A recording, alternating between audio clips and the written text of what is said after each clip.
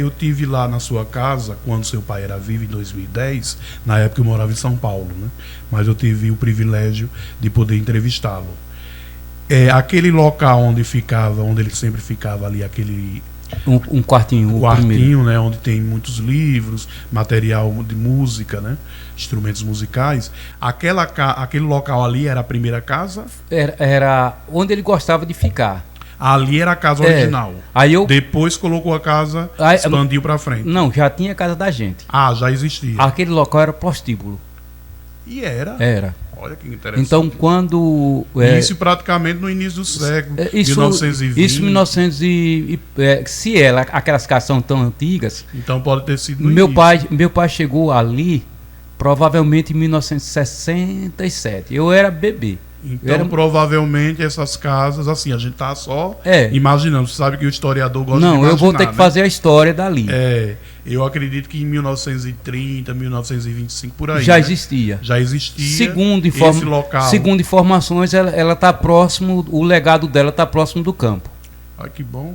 O campo é antigo, de 1923, por aí. Então, aquela casa deve ser de 1930, como você disse, por aí.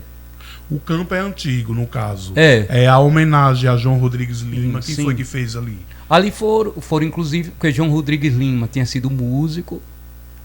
Músico não, tinha sido jogador. Jogador de futebol. Inclusive jogou junto com meu pai. No Paulistano. O seu pai também foi jogador de futebol? Não, meu pai foi goleiro. Olha que bom. Além de intelectual. Era goleiro também. E ainda jogou no futebol, que bom. Foi, por sinal era um bom goleiro. Aí ele jogou com João Lima. Jogou com muita gente na época importante. Naquela época. Aí fizeram. João Lima, quando foi prefeito, o pai disse que ele colocou ao redor do campo. Na época, eu me lembro, quando moleque ainda, tinha de madeira, ao redor do campo todo, uns alambrados de madeira. Uma madeira realmente boa. Aí depois, o que aconteceu? Quando, em 1982, me lembro bem, eu acho que foi 85, houve a reforma do campo, foi a gestão de José Rinaldo de Oliveira, seu Nadinho. Aí ele fez a reforma do campo, ou seja, um campo novo. O campo que hoje existe. Aí tem aquela arquibancada, gastou muito, os banheiros. Colocou inclusive um tapete, que realmente a grama era um tapete. A grama era um tapete. Até hoje... Até hoje ainda é uma referência. Realmente a grama é muito boa. Houve aí transformou, já era o nome, João Lima, etc. Mas depois, o que aconteceu? Há sucessivas mudanças. Hoje ela perdeu na justiça, passou a ser o campo municipal e ligado a uma associação do Paulistano, que era uma associação, a Associação Desportiva Paulistano. Ela nunca foi municipal, foi da associação.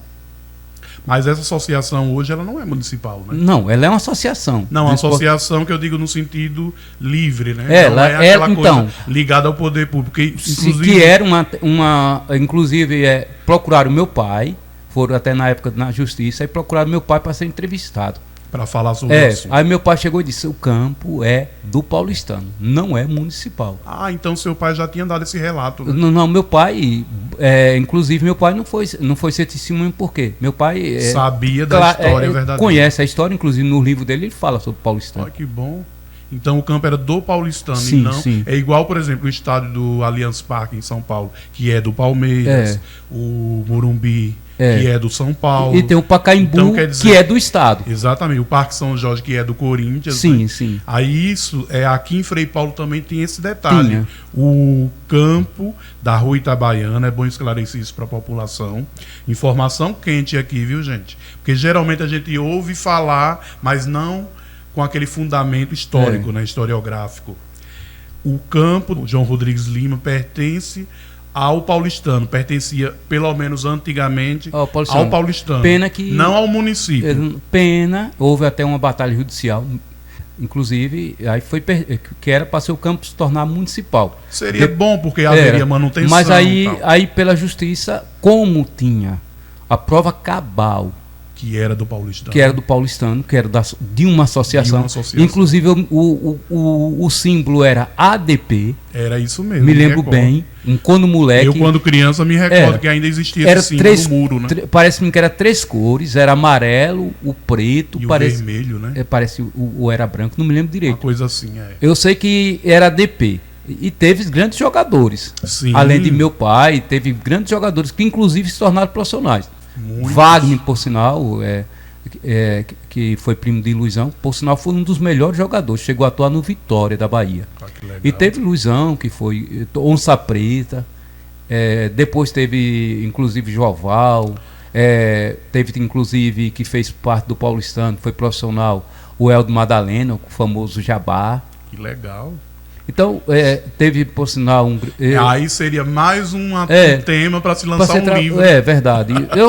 Eu falo desse livro, nesse livro que eu falo sobre os jogadores, falo sobre os times que existiram. Inclusive, existiu um time que foi rival por muito tempo do Paulistano, que foi o Confiança, que era inclusive fundado por seu Genésio, o Confiança. Depois surgiu o Vasquinho, de seu Zé, que mora na Avenida.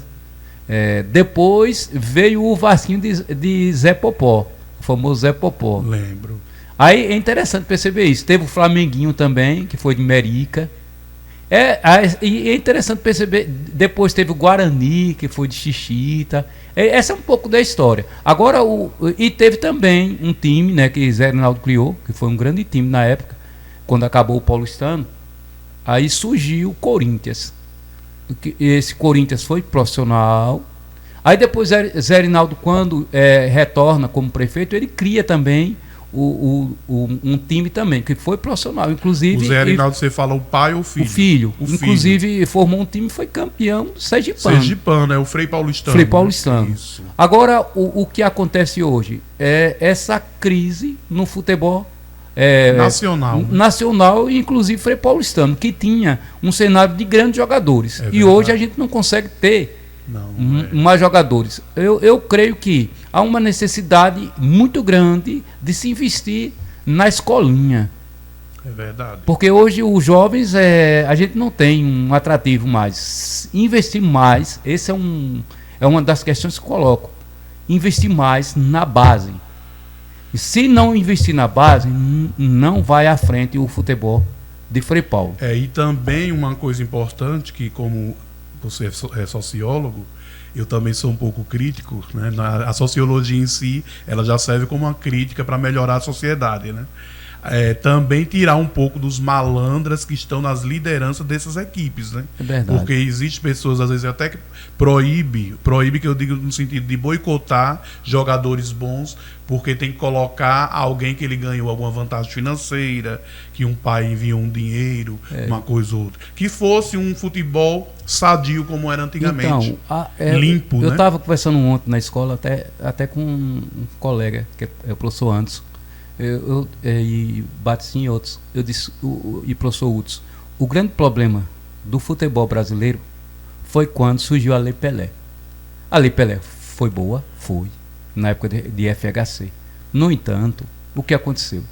O futebol brasileiro começou a ser um futebol de exportação. Exato. E isso vai perder a qualidade e ao mesmo tempo vai importar talentos. E isso, o futebol europeu, que era um futebol de canelada, a gente lembra muito bem, de chutão, como futebol inglês, vai começar a ter toque de bola. Hoje o futebol inglês é um toque de bola miserável. A gente viu o Fluminense, é um time de toque de bola, mas não aguentou o toque de bola de Guardiola, e a gente perdeu.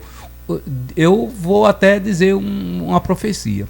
Tá difícil o futebol brasileiro ganhar um dia um mundial, porque a gente exportou, como está exportando cérebro para os Estados Unidos e para a Europa, já começou, está perdendo no futebol também, está exportando craque de bola. E hoje a gente não vê mais, quando o menino já chega a 17 anos, 16, ele já é vendido. O caso de Hendrick. Exatamente. Uma sensação. Foi o caso de Vinícius Júnior. Ou seja, não dá tempo para ele amadurecer. Exatamente. No futebol brasileiro. Aconteceu com o Neymar, É o pena. imediatismo, né, também, inclusive até das torcidas, que cobra muitos jogadores e vira aquelas polêmicas nas redes sociais com relação à paciência que tem que ter com grandes talentos. Sim. Né? Aí, no caso, o que prejudica também é o imediatismo financeiro por parte dos times que querem vender para encher os seus cofres. E não tem condições de competir com a Europa. Porque o valor é grande. Você vê que os mundiais hoje é só a Europa que vence. Agora, por sinal...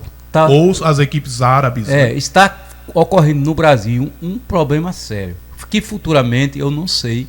Como sociólogo, a gente pode apontar, que é o esfacelamento, de certa forma, dos clubes brasileiros em se tornar empresas vendidas ou compradas por times europeus.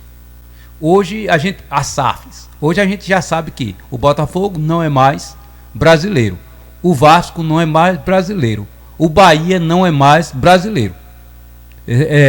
Por exemplo, John Chase, sei lá, do Botafogo, é americano. E o Vasco foi comprado pela 777 americana. O Bahia foi comprado por um time inglês. É o Manchester. O Cruzeiro hoje é de Ronaldo. Mas qualquer dia Ronaldo chega e vende também para um time estrangeiro.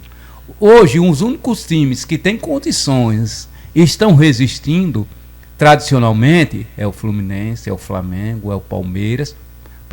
Por quê? Porque tem um patrocínio forte. No caso do Palmeiras e do Flamengo tem um patrocínio forte, ainda local, o internacional. Mas vai chegar um momento que esses times não vão ter condições de sobreviver e vão ter que tornar SAFs. Isso é um problema. Historicamente, a gente não sabe o que vai rolar depois do futebol brasileiro. Mas sociologicamente, a longo prazo, a gente pode afirmar isso. É uma pena, né, que seja assim, que infelizmente não se tem mais aquele amor à nação brasileira no sentido de tudo, né? Que a gente fala do futebol aqui, mas o futebol está na alma do brasileiro. Hoje é muito mais fácil, nós temos termos, né, que está impregnado na cultura. A gente usa palavras no dia a dia com termos do futebol, né? Verdade. Temos frases como bola para frente, né? Enfim, tem vários termos que é usado. Então, quer dizer, o Brasil era aquilo que era referência para o mundo, né? Era. Hoje a gente está como um país vendido, né? Inclusive, eu nesse livro sobre Frei Paulo, eu falo da questão do desporto. Além disso, eu senti a necessidade de colocar um pouco do atletismo e do ciclismo.